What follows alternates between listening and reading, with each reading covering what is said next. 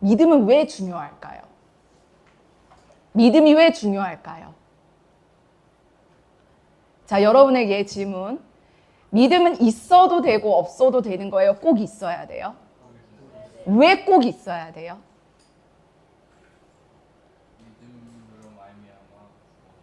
그렇지. 믿음은 뭐와 직결되기 때문에? 구원과 직결되기 때문이에요. 우리는 구원받기를 원하죠. 아멘? 예수 그리스도께서 우리를 구원하셨기 때문에 우리는 이 자리에 모여 있어요. 근데 그 구원과 직결되는 게 뭐라고요? 믿음이라고. 그래서 우리는 믿음을 애매모호하게 알아서는 될 문제야 아니야? 애매모호하게 알아서 되는 문제가 아니야. 왜? 구원과 직결되었기 때문에. 그럼 우리 한번 예배소서 2장 8절 말씀, 믿음에 대해서 뭐라고 얘기하는지 한번 봐봅시다. 예배소서 2장 3절 말씀. 8절, 2장 8절 말씀. 아멘. 성빈이만 아멘 하고 있어. 성빈이만 찾았어. 9번 찾았어. 아멘. 너무 길게 쉬었지. 성경책까지도 쉬었네. 자, 예배소서 2장 8절. 다 찾았으면 아멘. 네. 자, 우리 한 목소리로 읽겠습니다. 시작.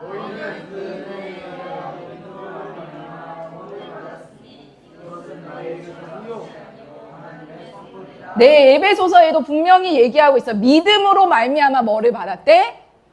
구원을 받았대. 근데 중요한 게 뭐냐면 그게 너희에게서 난 것이 아니라 뭐래요? 하나님의 선물이다 이렇게 얘기해요. 여러분이 알고 있는 디모데후서 3장 15절. 나는 안 찾아도 안다 하는 사람. 디모데후서 3장 15절. 시작. 디모데후서 3장이 뭐에 대해서 얘기해? 성경에 대해서 얘기하잖아. 디모데후서 3장 15절. 그렇지. 교훈과 책망. 그래서 15절까지 또 어려서부터 성경을 알았나니 성경은 능히 너로 하여금 그리스도 예수 안에 있는 믿음으로 말미암아 구원에 이르는 지혜가 있게 하느니라. 우리 펴자 한번. 디모데후서 3장 15절. 디모데후서 3장 15절. 자, 민채 찾으면 아멘 해줘. 민채 찾을 때까지 기다려줄게. 디모데후서 3장 15절. 아까 이미 폈었어. 자, 우리 한 번 더 읽겠습니다. 시작.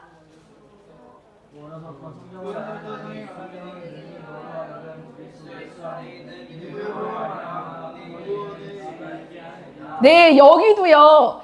구원에 이르려면 뭐가 필요하대? 믿음으로 말미암아라는 거야. 자, 말미암아가 어려우면 뭐냐면 믿음을 통로 삼아, 믿음을 통하여만 어디에 이를 수 있다고요? 구원에 이를 수 있다고 이야기를 하고 있어요. 그럼 여러분, 믿기만 하면 구원받는다라는 말이 맞는 말일까요? 틀린 말일까요? 자, 믿기만 하면 구원받는다. 어때? 나는 이게 가장 신앙생활 하면서 정말 딜레마였어. 분명 믿기만 하면 구원받는다 했는데 교회에 나가보고 설교를 들으면 들을수록 믿기만 하면 구원을 받는 게 아닌 것 같은 거야. 아니, 믿기만 하면 구원을 받는다고 너무 기쁜 마음으로 교회당에 앉았는데 설교를 들으면 들을수록 나는 구원을 못 받을 것 같아. 믿긴 믿는데 왜? 내 꼬라지가 영? 아니거든. 그리고 교회에서도 계속 믿으세요, 믿으세요만 얘기하는 게 아니라 어떻게 사세요를 계속 얘기를 하는 거야. 그러니까 믿기만 하면 구원받는다고? 이게 진짜 맞는 말인가? 이러한 궁금증이 생겼어요. 그래서 많은 사람들이 이렇게 생각해요. 뭐냐면 믿기만 하면 구원받아요. 이거는 그냥 예배당에 끌어들이기 위한 믿기 정도로 생각해. 그래야지 사람들이 가벼운 마음으로 교회는 나올 것 아니야. 처음 전도하는 사람한테 이것도 해야 되고 저것도 해야 돼요. 그래야지 구원받아야 하면 교회 안 올 것 같으니까 먼저는 믿기만 하면 구원받아요. 그래서 먼저 이렇게 꼬시는 거야. 그래서 딱 교회 예배당에 앉으면 이제 점점 순위가 높아지는 거지. 자, 여러분 그렇게 생각하나요? 네. 그렇게 생각해요? 근데 성경은 이렇게 얘기하잖아. 믿음으로 말미암아 뭐라고요? 구원에 이른다고요. 그래서 믿기만 하면 구원받는다가 누군가에게는 쉬운 말로 들리지만 누군가에게는 불가능한 말로 들리기도 한다는 거예요. 그럼 우리가 여기서 중요한 거는 믿음이, 사람들이 말하는 믿는다라는 말이 뭔지를 제대로 바라보는 게 중요해요. 믿음은 뭐야? 명사야. 그럼 믿음을 동사로 표현하면 뭐야? 믿는다, 믿다, 뭐 이런 거겠지. 자, 그러면은 사람들이 믿음을 교회에서만 사용하지 않아요. 알죠? 믿음은 그냥 일상생활에서도 쓰이는 단어라는 거야. 그러면 믿음을 정확하게 우리는 정의해야 돼. 쌤이 지금 우리 초등학교 저학년 친구들이랑 성품 수업을 해요. 일반 시중에 나와 있는 가치사전에, 어린이 가치사전에도 성품 중에 하나가 믿음이라고 들어가 있어요. 근데 성경에서 말하는 믿음과 우리 성품에서 말하는 믿음이 같을까요? 다를까요? 달라요. 그래서 우리는 믿는다에 대해서 정확하게 정의를 해야 우리가 생각하는 믿기만 하면 구원을 받는다가 이 사람 다르고 저 사람 다르게 해석될 수 있는 부분이기 때문에 믿음에 대해서 정확하게 정의를 해야 된다라는 거예요. 자, 믿음은 자, 추상 명사일까요? 일반 명사일까요? 보통 명사일까요? 자, 추상 명사가 뭐야? 영어 시간에도 배웠을 거야. 자, 추상 명사는 뭐야? 실제로 존재하지만 보거나 만질 수 없는 게 추상 명사야. 예를 들어 사랑 보여 안 보여? 안 보여. 또 희망 보여 안 보여? 안 보여. 또 뭐? 송미쌤 안 보여? 또 갓. 우리가 하나님을 만지거나 볼 수 없으니까 추상적으로 생각을 하는 거잖아. 그래서 믿음도 사실은 믿음도 뭐야? 추상명사야. 그럼 추상명사를 정확하게 정의를 내릴 수 있어요, 없어요? 왜? 추상명사는 보거나 만질 수 있는 객관적인 게 아니기 때문에 일반적으로 정의 내리기가 어려워요. 마치 하나님도 신 이렇게만 표현하기에는 어때요? 굉장히 부족해요. 하나님은 사랑이 많으신 분 이렇게 표현해도 어때요? 부족해요. 또 하나님은 뭐라고 표현할까? 멋지신 분, 뭐 대단하신 분. 이게 추상명사라는 거예요. 근데 믿음을 너무 우리가 많이 사용하다 보니까, 그리고 교회 설교에서도 예배 시간에 빠지지 않는 단어가 믿음일 거야. 너무 일상생활에서 통용되다 보니까 우리는 믿음을 어떻게 생각하냐면 그냥 보통 명사로 생각해. 그래서 믿음 이꼴 그냥 신뢰한다. 믿음 이꼴 머리로 동의한다. 또 뭐야? 믿음 이꼴 뭐라고 생각하니? 고백한다. 이런 식으로 생각하니까 믿기만 하면 구원받는다고? 그럼 동의하면 구원받는 건가? 아니면 신뢰하면 구원받는 건가? 아니면 고백하면 구원받는다는 말인가? 라는 물음표가 생겨요. 근데 여러분, 믿음은요, 복음에 대한 전인격적인 반응이라고 쌤은 표현하고 싶어요. 자, 믿음은 복음에 대한 전인격적인 반응. 이것도 여러분, 추상 명사를 제 나름대로 정의한 거예요. 그렇기 때문에 이것만이 맞다라고 사실 우리는 정의 내릴 수는 없어요. 자, 믿음이 뭐라고요? 복음에 대한 전인격적인 반응이에요. 그럼 얘들아, 전인격이 무슨 뜻일까? 전인격. 하나의 전인격, 영어로 뭘까?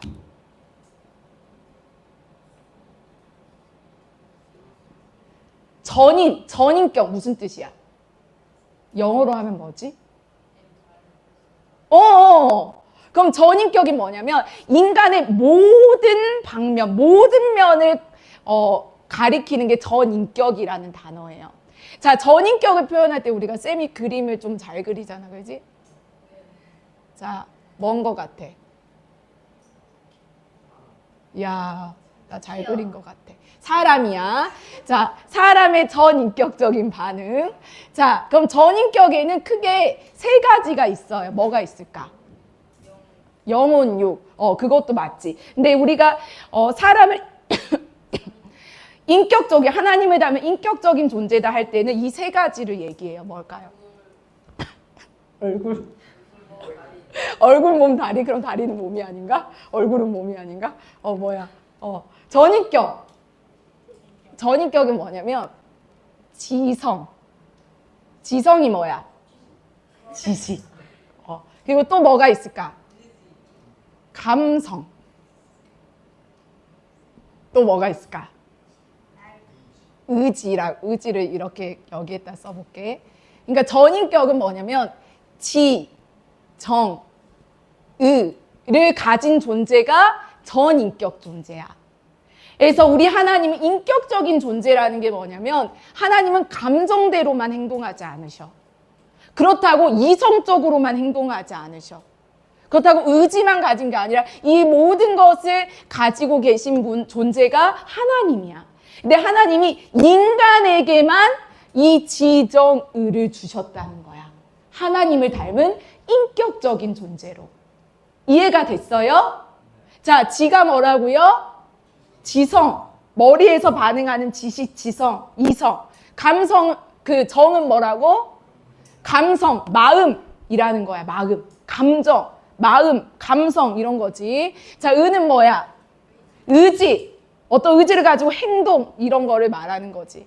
그래서 아까 믿음은 전인격적인 반응이라고 했어요. 그래서 믿음에는요, 이 세 가지 요소를 다 의미하는 거야.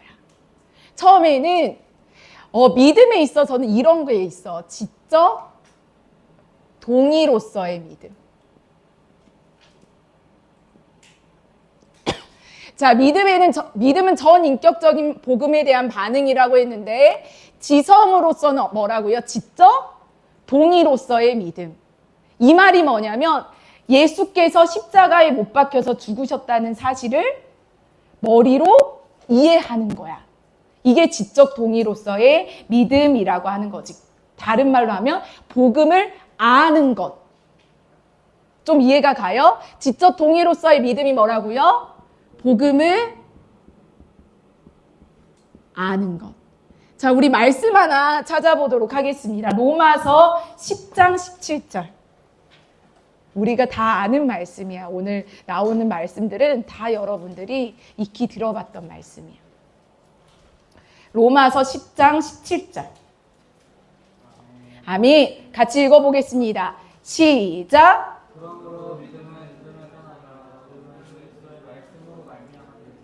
여기서 말하는 믿음이 뭐야?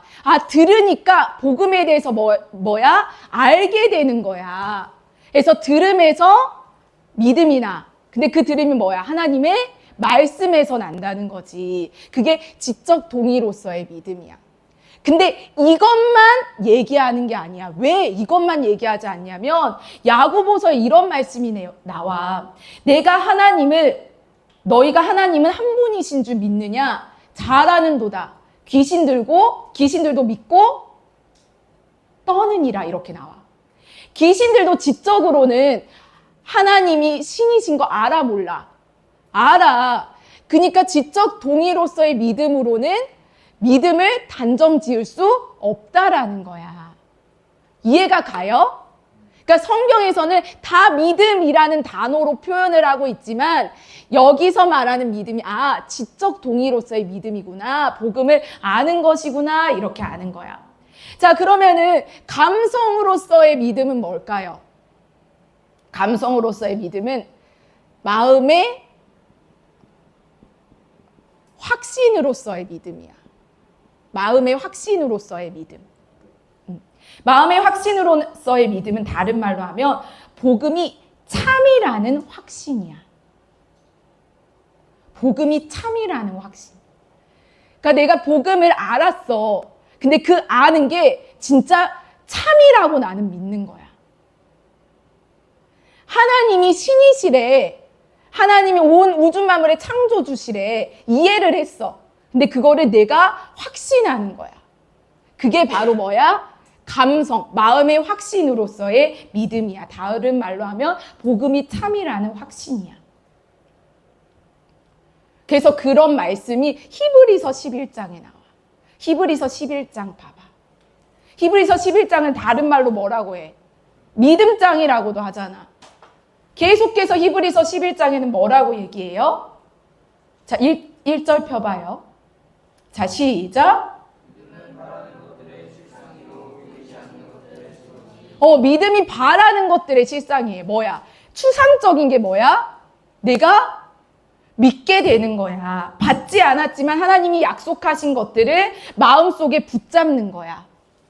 눈에 보이진 않지만 마음으로 확신하는 거야. 하나님은 진짜 존재해. 하나님은 진짜 창조주시야. 이렇게. 그래서 이게 감성으로서의 믿음은 뭐야? 마음의 확신으로서의 믿음이라는 거예요. 그럼 마지막 의지로서의 믿음은 뭘까요?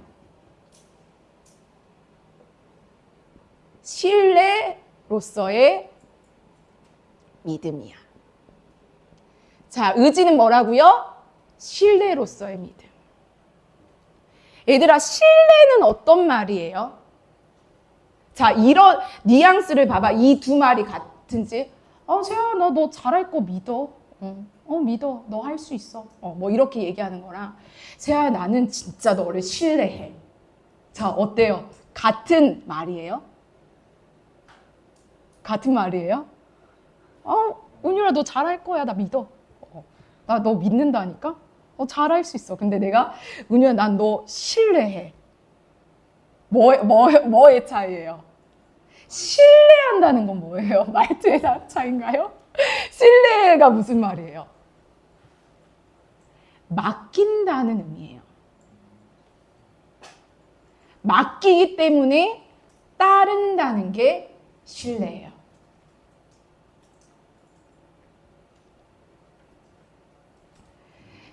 자, 여러분, 그때 우리 한 선교사님이 늘 우리 예화로 들어주는 게 있잖아.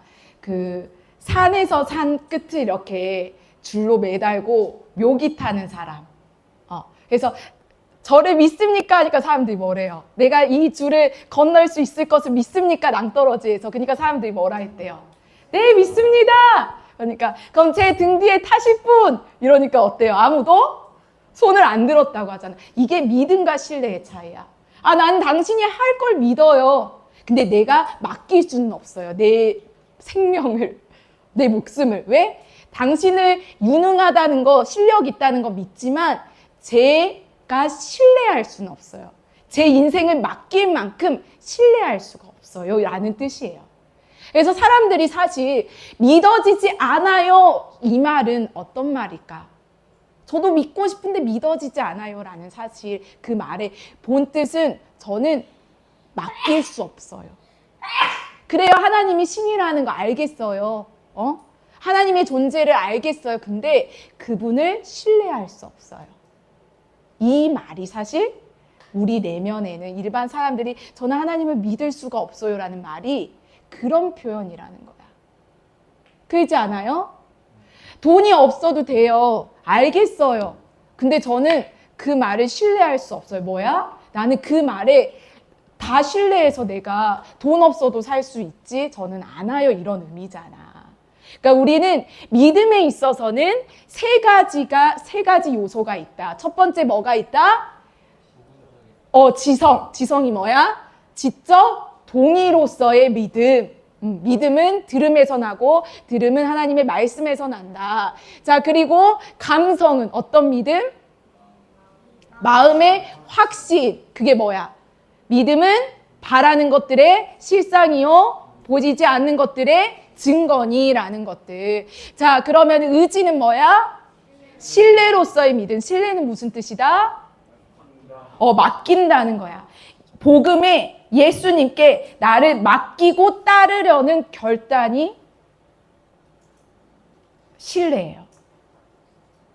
예수님께 나를 맡기고 따르려는 결단. 그래서 마지막 세 번째 신뢰로서의 믿음의 요소를 갖춰지면 당연히 삶이, 행동이 변할 수밖에 없게 됩니다. 근데 여러분, 신뢰는요, 한순간에 이루어질까요? 아니요, 한순간에 이루어지지 않아요. 그래서 믿음은 단번에 주어지는 것이기도 하지만 믿음은 진행 중이기도 해요. 그래서 성경은 구원이 단번에 이루어지는 걸로도 표현하지만 구원은 이루어져 간다라고 표현하기도 해요. 왜? 신뢰는 한 번에 생기지 않아요. 그죠? 내가 현명이를 신뢰했다가 때로는 좀 막 불신이 생겼다가 다시 신뢰를 했다가 그러다가 더 현명이를 알면서 그 믿음이 커지고 신뢰가 커지면서 이제 뗄래야 뗄 수 없는 신뢰가 되는 것처럼 하나님과의 관계도 마찬가지야. 우리 저번 설교랑 이어져요. 성경에서 얘기하고 있는 거는 뭐라고요? 다 하나님과의 관계라고요. 그러니까 믿음도요, 관계예요. 그러니까 믿음도 지적으로 동의가 되면, 말씀이 선포되면 지적으로 동의가 되고 확신이 생겨서 끝나는 게 아니라 그분과 신뢰가 쌓여져요. 말씀이 내 삶 가운데 실제로 이루어진 것을 경험할수록 우리가 그분을 더 믿게 되고 의지하게 되고 내가 이만큼 주님을 따랐다가 온전히 따르게 되는 거예요. 그래서 여러분, 베드로 기억나시죠? 예수님이 베드로를 부를 때 나를 따르라니까 어떻게 해요? 다 버려두고 예수님을 따르잖아. 그러니까 그 신뢰가 안 깨졌나요? 근데 베드로가 하나님을 아는 지식이 적으니까 예수님을 부인하는 그 현장 앞에서 어떻게 해요? 예수님이 어려움에 처한 그 현장에서 예수님을 부인해요. 그러니까 한 번 신뢰했으니까 끝까지 가는 게 아니라 신뢰는 뭐냐면 엎치락 뒤치락 하면서 더 그분을 알아가면 알아갈수록 내 시야가 더 트이면 트일수록 내가 전에는 하나의 앞면만 봤었는데 하나의 옆면도 보고 뒷면도 보고 속마음도 보면서 하나를 더 깊이 알아가니까 더 사랑하게 되는 것처럼 하나님을 신뢰하는 것도 그런 의미라는 거예요. 자, 우리 한번 야고보서 2장 17절 보도록 하겠습니다. 그래서 야고보는 이런 얘기를 해요. 사람이 믿음을, 그 당시에도 믿음은 추상명사니까 사람들마다 다 각자 해석하는 거야. 그냥 인정하기만 하면 되지, 머리로 동의하기만 하면 되지, 이렇게 생각하는 사람들이 있으니까 야고보가 뭐라 그래? 야고보서 2장 17절 같이 읽어보도록 하겠습니다. 시작! 아멘. 왜 이 말을 했을까요? 행함을 강조하기 위해서가 아니라 사람들이 이 믿음이 전인격적인 반응이라는 거를 모르니까 자기식대로 해석하는 거야. 동의하면 됐지. 그러니까 마음대로 살아도 돼. 나는 머리로 이해한단 말이야. 이렇게 표현을 하는 거죠. 그래서 야고보서는 믿음에 대해서 사람들이 한 면만 보니까 그 다른 면을 알려주기 위해서 이 표현을 한 거예요. 근데 어떤 사람들은 야고보서는 다른 성경이랑 부딪힌다고 해요. 다른 건 다 은혜를 얘기하는데 야고보는 행함을 얘기하지만 아니에요. 동일하게 이것 또한 은혜 안에서 이루어지고 있는 믿음의 다른 측면이라는 거죠. 여러분, 이게 정리가 됐어요? 네, 믿음이 뭐라고요? 복음에 대한 전인격적인 반응. 전인격은 뭐다? 지, 정, 의를 가지고 있다. 지는 뭐고? 지성. 박지성 아니야? 지성이야. 자, 정은 뭐야? 감정. 감성. 의는 뭐야? 의지를 얘기하고 있다라는 거예요. 그래서 이것을 통합한 말씀이 뭐냐면 신명기 6장 5절이야. 알잖아. 뭐야? 너는 마음을 다하고 뜻을 다하고 힘을 다하여 주 너의 하나님을 사랑하라 라는 말이에요. 그러니까 너희들은 지성으로만 하나님을 사랑하지 말고, 그러니까 지성이 필요 없다가 아니야. 이해되지? 너희들이 그냥 마음으로만 하나님을 사랑한다고 하지 말고, 너희가 의지로만이 아니라 이게 함께 전인격적으로 하나님을 사랑하라가 신명기 6장 5절의 말씀이라는 거예요. 근데 과거에는요, 여러분, 지적인 동의가요, 참된 믿음을 나타내기도 했어요. 지적인 동의가요. 언제 그랬냐면 여러분, 다니엘 아시죠? 자, 다니엘은 이런 상황이었어요. 나 외에 다른 신이 있다라는 걸 인정하는 자는 어디에 들어간다? 풀무불에 들어간다. 뭐야? 나 외에 다른 신을 인정하는 자는 풀무불에 들어간다. 그러니까 그 말은 곧 뭐였어? 지적인 동의가 곧 내가 정말 마음으로 확신하고 그분을 따르는지를 다 포함하고 있었기 때문에 지적인 동의가 곧 참된 믿음을 나타내기도 했었어. 왜? 그 지적인 동의 한마디가 곧 나의 목숨을 앗아가기도 하는 고백이었기 때문에. 일제강점기에도 우리나라도 한국 전쟁 때도 지적인 동의가 참된 믿음을 나타낼 때가 있었어. 언제? 여러분 주기철 목사님 아시죠? 예수님 사진 이렇게 놔두고 그 사진을 밟고 지나가면 살고, 밟고 지나가지 않으면 뭐야? 죽임을 당하던가 아니면 그 못 위를 걸어갔어야 됐잖아. 그때는 뭐야? 지적인 동의가 뭐를 곧 의미하기도 했어? 마음의 확신과 신뢰를 의미하기도 했기 때문에 지적인 동의 이꼴 참된 믿음이었어. 근데 지금 어때요? 여러분, 지적인 동의한다고 해서 마음의 확신과 신뢰까지 포함이 되나요? 아니요. 그러니까 이렇게 표현하기도 하잖아. 겉으로는 그냥 뭐 안 믿는다고 해도 돼. 마음으로만 믿으면 되지. 이런 게 주기철 목사님 시대 때는, 다니엘 시대 때는 그러지 않았다는 거야. 왜? 마음으로 믿는 것을 입으로 표현했을 때 나의 삶이 송두리째 바뀐다라는 걸 알았기 때문이라는 거예요. 그래서 겉으로는 예수님을 부인해도 마음으로만 예수님을 믿으면 된다가 적용되지 않았어요. 근데 언제부터 좀 믿음이 애매모호해지기 시작했냐면 기독교가 로마의 국교가 됐어요. 국교는 뭐야? 그 나라의 종교, 대표하는 종교가 된 거지. 그래서 그리스도인들에게는 국교가 되면 뭐가 있을까? 사회적인 혜택이 있어요. 자, 말레이시아는 국교가 뭐예요?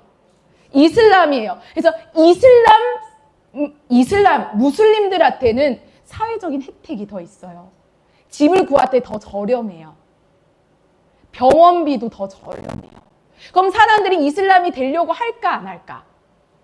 믿음이 있어서가 아니라 무슬림이 되면은 혜택을 볼 수 있으니까 뭐 하는 거야? 무슬림이 되어지는 거야. 그래서 기독교가 로마의 국교가 됐을 때도 사람들이 믿어서가 아니라 내가 기독교인이 되면 안 좋을 게 없는 거야. 그래서 그래, 겉으로는 뭐 믿는다고 표현하고 마음으로는 뭐 안 믿어도 되지. 이런 마음으로 사실 많은 사람들이 기독교인이 된 거야. 그렇기 때문에 믿는다라는 것으로 나는 믿어요 이 말로 이 사람이 진짜 기독교인인지 아닌지를 구분할 수 없게 되었어요. 카톨릭이 국교인 나라를 봐봐. 필리핀에 10명 중에 9명은 Do you believe in Jesus? 하면은 Yes. Yes, I believe 해. 근데 마음대로 살아. 하나님을 생각하지도 않아. 왜? 믿어서 안 좋을 게 없으니까. 나 하나님 존재를 믿으니까. 근데 요즘 한국의 기독교도 그러지 않냐는 거야. 그리고 한국의 교회와 뭐 정치적인 상황이 바뀌면서 사람들이 두려워하는 건 뭐야? 이제는 우리가 지적인 동의가 뭐가 될 수도 있어? 참된 믿음의 표현이 될 수도 있어. 뭐가 되면? 기독교가 박해받는 나라에서는 지적인 동의가 뭐를 곧 표현하기도 해. 마음의 확신과 신뢰를 표현하기도 해서 잡혀가기나 사회적인 불이익을 보게 되면은 지적인 동의가 뭐가 되기도 하는 거야? 참된 믿음.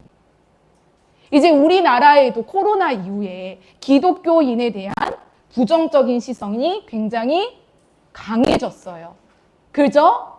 그렇기 때문에 이제 한국 기독교인들이 무서워하는 게 뭐야? 이제 나의 말이 곧 뭐가 되는 거야? 참된 믿음의 고백이 되기 시작하는 것부터 이제 두려움이 오는 거야. 내가 진짜 믿음을 지킬 수 있을까? 근데 나는 그런 고민을 한 사람이 믿음이 있다고 생각해요. 응?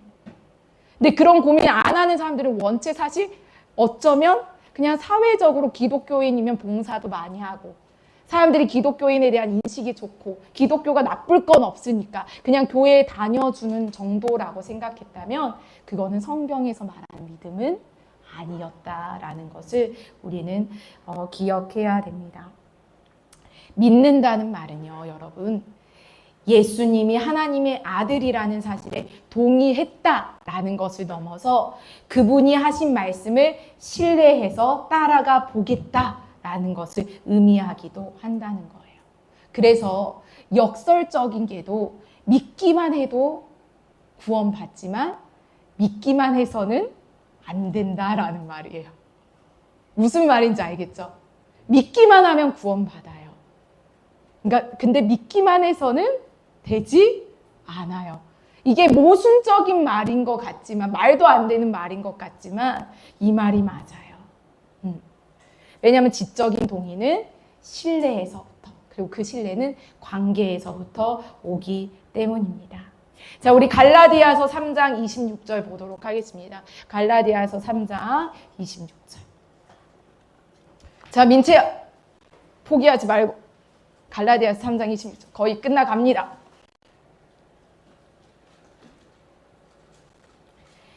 자, 갈라디아서 3장 26절. 아멘. 아멘. 갈라디아서 3장 26절. 아멘. 우리 함께 읽겠습니다. 시작.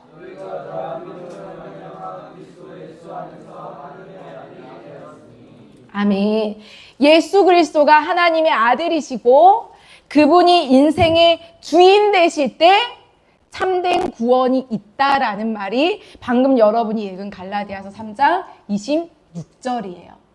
그러니까 믿음에서 구원에 이른다는 건 뭐야?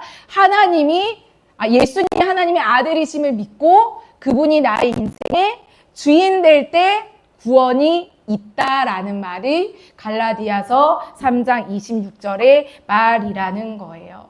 근데 여기서 우리가 여러분들이 이제 정말 중요하게 생각해야 되는 게 뭐냐면 그럼 선생님 제가 지적인 동의가 있었던 거고 제가 판단을 해서 결정한 거기 때문에 그러면은 구원은 나의 공로 아닌가요?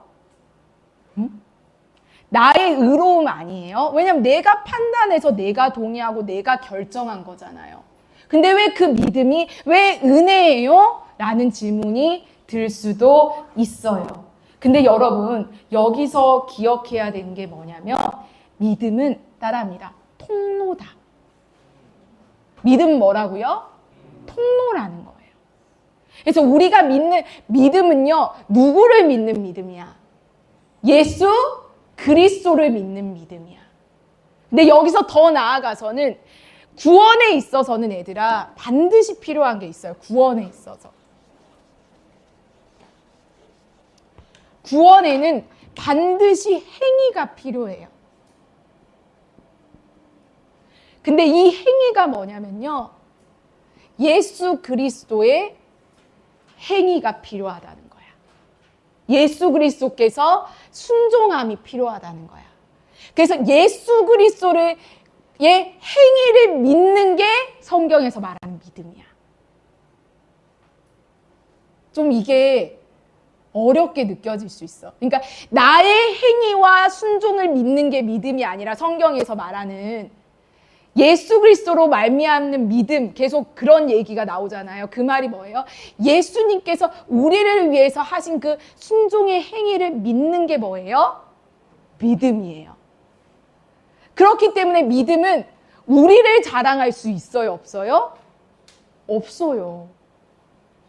우리를 자랑한다는 건 뭐냐면 떡 줄 사람은 생각도 안 하는데 나 떡 받았어 이렇게 얘기하는 것과 마찬가지야. 응? 그래서 우리 김칫국 마신다라는 얘기하지. 왜 말해?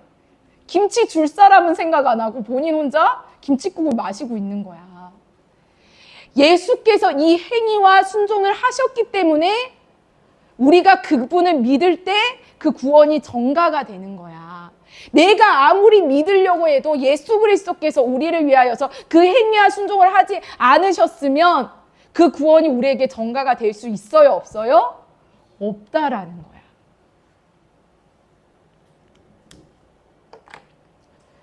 우리는 선물을 받았을 때 이렇게 표현하지 않아요. 하나가 쌤한테 선물을 준 거야. 하나야 너무 고마워. 그러면서 애들한테 자랑을 하는 거야. 은결아, 내가 받았다 이 선물? 내가 손이 없었으면 내가 이거 받았겠어? 그러면서 선물 준 하나가 아니라 그 선물을 받은 내 손을 자랑하고 있는 거야. 내가 안 받았을 수도 있잖아. 근데 내가 결정해서 받았어. 지금 하나님이 주신 그 구원에 대한 은혜를 우리는 그렇게 표현한다고. 내가 믿었어. 근데 성경은 말해요. 구원은 뭐다? 선물이다. 마치 그 선물을 내가 선택했네, 안 선택했네, 내가 받았네, 안 받았네, 이렇게 얘기하고 있으면은 정말 이기적인 사람 아닐까요? 우리 선물 받으면 어떡해요? 야, 나 이거 선물 받았어. 나 지환이가 이거 줬어. 완전 감동. 현진이가 이거 줬어. 이렇게 하면서 그 사람에 대한 감사를 표현하잖아요. 근데 어느 순간 우리 신앙에 믿음이라는 단어가 나의 행위를 강조하는 또 하나의 수단이 돼버렸어요. 내가 믿어요. 내가 믿어요. 그러니까 내가 다른 사람들보다 믿음이 뛰어나요. 내가 대단해요. 그래서 저 사람은 어떤 보여지는 게 많으니까 믿음이 커요. 믿음이 좋아요. 근데 여러분, 믿음이 좋고 안 좋고 없어요. 믿음이 크고 작고 없어요. 왜? 그 믿음은 어디에서 나오는 거니까? 예수 그리스도의 순종과 행위에서 나오는 거기 때문에. 그래서 사실 우리가 한국교회에 통용하는 표현이지만 누가 나 할 수 있어 했을 때 야, 너 믿음이 크다. 이 말은 교회에서 말하는 믿음이 아니에요. 응? 교회에서 말하는 믿음이 아니라고요. 어떤 사람이 제가 기도했더니 이렇게 됐습니다. 제가 선포했더니 이렇게 됐습니다. 이 말은요, 성경에서 말하는 믿음이 아니에요. 믿음은요, 예수 그리스도께서 우리를 위하여서 하신, 우리가 감히 할 수 없기 때문에 하신 그분의 순종과 그분의 행위와 그분의 공로예요. 그것을 믿는 믿음이 우리에게 구원을 가져다 준다라는 것을 우리가 잊어서는 안 될 줄 믿습니다. 아멘. 아멘. 그래서 믿음은 절대 우리를 의롭게 만드는 행위가 되어서는 안 됩니다. 믿음이 작다는 건 뭐야? 뭐 예수님의 행위가 작나? 그럼 믿음이 크다는 건 뭐야? 크나? 이게 아니라는 거야. 그래서 믿음은 뭐야? 통로라는 거야. 그러니까 그 통로를 뭐라고 표현할 수가 없어서 성경은 뭐라고 표현한 거야? 믿음이라고 표현하는 거야. 마치 내가 선물을 아까 받았잖아. 손으로 받았어. 내가 그 선물을 손으로 받았어. 근데 손은 전혀 드러나지 않아. 그지? 왜? 뭐였으니까? 통로였으니까. 그러니까 믿음이 얘들아 손이라고 생각하면 돼. 믿음으로 말미암아는 뭐냐면 그 은혜를 받는 통로가 뭐야? 믿음이라는 거야. 그 말은 뭐야? 우리가 하는 건 아무것도 없다는 거야. 이런 말 한 번도 태어나서 안 들어봤을까? 내 손으로 받았어요. 아니, 누군가가 야구장에서 뭘 던지거나 뭐 했을 때는 야, 내가 받았다 하겠지. 그건 나의 노력이 들어간 거잖아. 받고자 하는 노력. 근데 누군가 내 선물, 내 생일 선물을 줬을 때, 나를 생각해서 줬을 때 아무도 내 손을 자랑하지 않아. 우린 기억해야 돼. 믿음은 구원을 받는 뭐다? 통로일 뿐이다. 그래서 우리가 하나님 나라에 들어가면 믿음이라는 단어를 사용하지 않을 거야. 왜? 그분이 바로 나타나 보일 거기 때문에.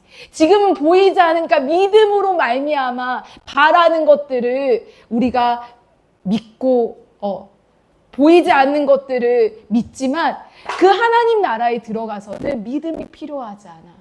왜? 그분이 실체니까. 그래서 믿음은요, 이 땅에서만 필요한 단어라는 거야. 여러분, 그 믿음이라는 통로가 없어질 그날 여러분 기대되어지지 않나요? 아멘. 그것을 여러분이 꿈꾸는 자들이 되었으면 좋겠어요. 혹시 아직 저는 믿어지지 않아요 라고 생각하는 자들이 있다면 혹시 여러분 마음 가운데 아직은 하나님께 맡기고 싶지 않아요 라는 말이 마음이 더 크지는 않는지를 돌아봤으면 좋겠어요. 그 믿음은요, 지적으로 동의돼서도 믿기도 하지만 믿기 때문에 믿어지기도 하는 경우도 있다라는 것을 여러분 기억했으면 좋겠어요. 마치 사랑하니까 더 알아가고 싶게 되는 것처럼, 알아가니까 사랑하고 싶기도 하지만 사랑하기 때문에 더 알아가고 싶어지는 것처럼 우리 모든 것들이 우리의 지식적인 체계로만 이해되지는 않는다라는 것들을 우리가 기억했으면 좋겠습니다. 아멘. 자, 여러분 믿기만 하면 구원 받나요? 구원 받아요. 자, 믿기만 하면 구원 받나요? 아멘. 자, 우리 그렇게 얘기했어. 믿기만 하면 구원 받나요? 아멘. 근데 그 믿음이 뭐라는 전제 조건 아래? 전인격적인 반응이라는 전제 조건 아래 믿기만 하면 구원을 받습니다. 근데 이 말이 믿는다고 말하기만 하면, 믿는다고 인정하기만 하면 구원받는다는 말과는 다른 말이라는 것을 여러분이 기억해야 돼요. 나 믿는다고 말했어. 이게 아니야. 나 믿는다고 인정했어. 이게 아니야. 믿는다는 건 지정의가 함께 반응하는 것. 그래서 믿는다는 것. 그리스도의 순종으로 인해 믿기만 하면 구원받는다는 것을 여러분이 의심하지 않았으면 좋겠어요. 아멘? 아멘. 오늘 믿음에 대해서 좀 명확하게 좀 이해가 됐나요? 근데 이 설명이 충분하진 않아요. 왜냐, 하나님의 그 비밀은 우리가 하나님을 배울 때 온전히 풀리게 될 거니까 우리가 믿음의 단편적인 부분만을 보지는 않았으면 좋겠습니다.